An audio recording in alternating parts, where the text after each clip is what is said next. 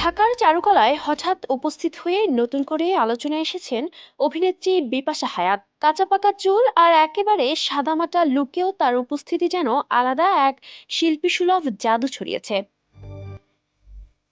বুধবার ঢাকা বিশ্ববিদ্যালয়ের চারুকলা অনুষদের বারান্দায় বৈশাখী শোভাযাত্রার প্রস্তুতিতে ব্যস্ত শিক্ষার্থীদের সঙ্গে কাঁধে কাঁধ মিলিয়ে মুখোশে রং তুলতে দেখা যায় তাকে। মুহূর্তটা যেন তাকে ফিরিয়ে নিয়ে যায় নিজের ছাত্র জীবনের স্মৃতিতে। চারুকলারই ১৯৯২ থেকে ৯৩ শিক্ষাবর্ষের শিক্ষার্থী ছিলেন বিপাশা হায়াত। ১৯৯৮ সালে এখান থেকেই MFA সম্পন্ন করেন তিনি। দীর্ঘদিন পর পুরনো ক্যাম্পাসে ফিরে এসে যেন নতুন করে প্রাণ ফিরে পান এই অভিনেত্রী।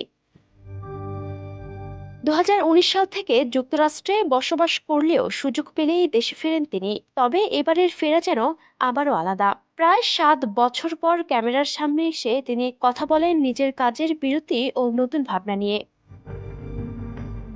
এক পডকাস্টে তিনি জানান, অভিনয় ছাড়েননি, বরং বেছে বেছে কাজ করতে চান। ঝলমলে চরিত্র নয়, বাস্তব সংগ্রাম আর জীবনের গল্পই তার আগ্রহের জায়গা।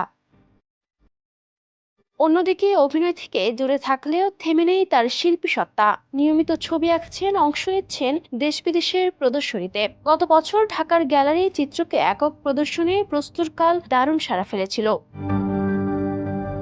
সব মিলিয়ে বিপাশা হায়াত এখন শুধু পর্দার অভিনেত্রী নন, তিনি এক বহুমাত্রিক শিল্পী যিনি নিজের মতো করে গড়ে নিচ্ছেন নতুন অধ্যায়।